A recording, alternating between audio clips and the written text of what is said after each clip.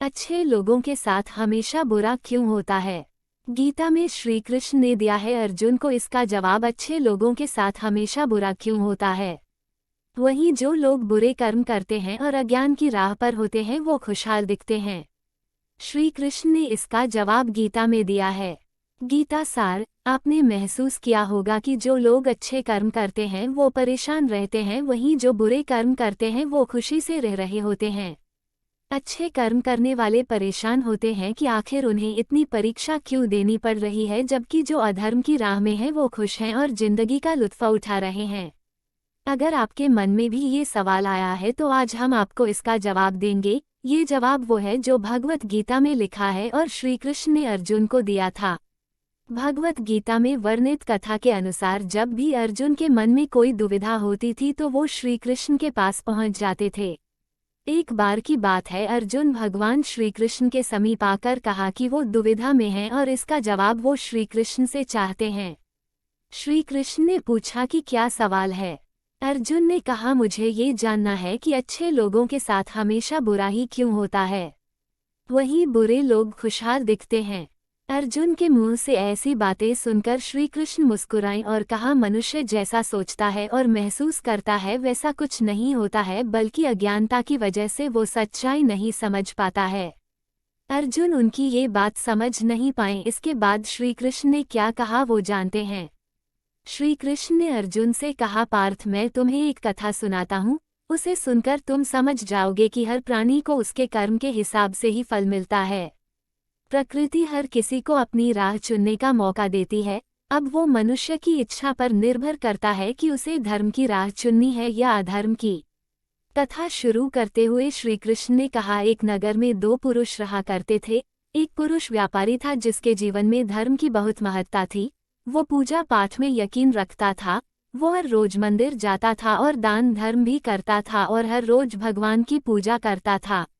वहीं दूसरा पुरुष बिल्कुल विपरीत था। वो हर रोज मंदिर तो जाता था लेकिन पूजा करने नहीं, बल्कि मंदिर के बाहर से जूते चप्पल चुराने। उसे दान और धर्म से कोई लेना देना नहीं था। समय बीतता गया और एक दिन बहुत जोर की बारिश हो रही थी। इस वजह से मंदिर में पुजारी के अलावा कोई नहीं था। ये बात जब दूसरे पुरुष को पता चली तो उसने कहा कि ये सही मौका है मंदिर का धन चुराने का। पंडित से नजर बचाकर उसने मंदिर का सारा धन चुरा लिया। उसी समय धर्म कर्म में विश्वास रखने वाला व्यक्ति भी मंदिर पहुंचा। दुर्भाग्य से मंदिर के पुजारी ने उसे ही चोर समझ लिया और चिल्लाने लगे। वहां लोग एकत्र हो गए और उसे बहुत मारा। किसी तरह वो बचते बचाते वहां से निकला तो दुर्भाग्य ने उसका साथ वहां भी नहीं छोड़ा। मंदिर के बाहर वो एक गाड़ी से टकरा गया और घायल हो गया। फिर वो व्यापारी लंगड़ाते हुए घर जाने लगा तो रास्ते में उसकी मुलाकात उस पुरुष से हुई जिसने मंदिर से धन चुराया था। उसने कहा, आज तो मेरी किस्मत चमक गई, एक साथ इतना सारा धन मिल गया। ये सब देखकर उसे बहुत बुरा लगा और उसने अपने घर से भगवान की सारी तस्वीरें निकाल दीं।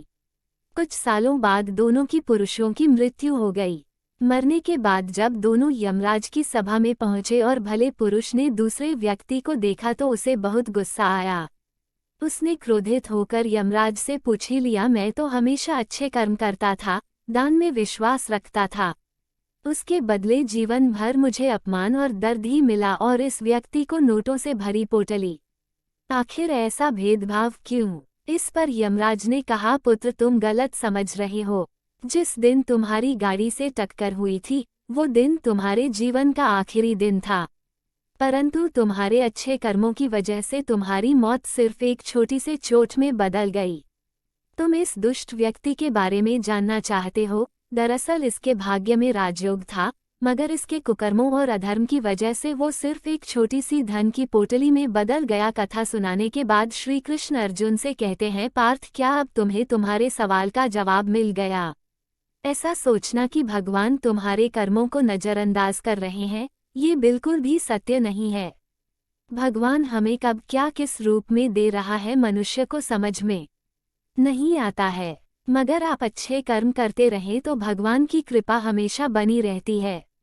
इसलिए अपने अच्छे कर्मों को बदलना नहीं चाहिए, क्योंकि उसका फल हमें इसी जीवन में मिलता है। इसलिए मनुष्य का फर्ज है कि वो हमेशा अच्छे कर्म करते रहें,